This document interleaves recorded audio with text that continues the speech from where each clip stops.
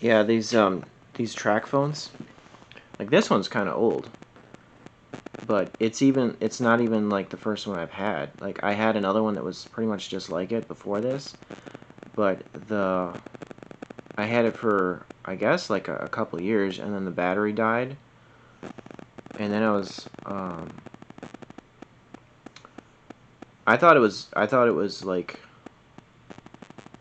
uh, I thought it was broken, but I think the battery just needed to be changed in it. But I was just kind of irritated with the whole cell phone situation, so I tried getting a landline again, and then I saw how much the bill was, and I'm thinking, why am I paying all this for a landline?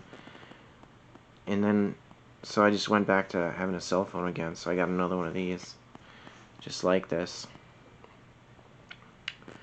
So these are nice. Like you have to like keep track of your service um, days on here though. It's got a scrolling thing on here where your service, like it says how many days you have left on your service. So if you don't add another time card on here before your service runs out, I think like that means your phone is like useless. Otherwise, like maybe you can like call the customer service and reactivate your service, but then I think you might have to pay a fee for that. So it's good to make sure you keep track of your service days on here. And then on this one, it lumps everything into minutes. Um, so when you text on here, you can text to go to messages.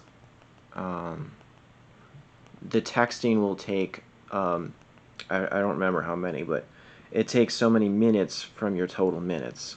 So um, texting is the same as like if you were like talking on the phone.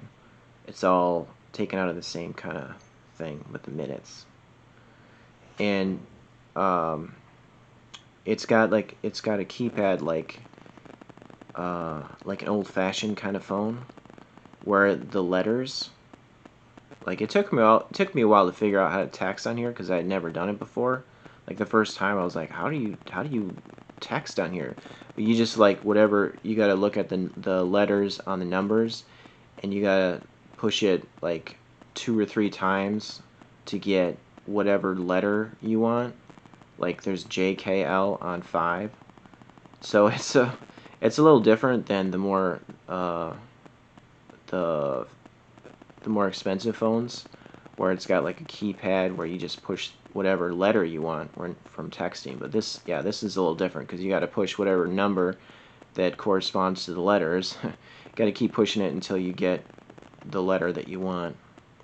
So it's a little more work than the other fancier phones.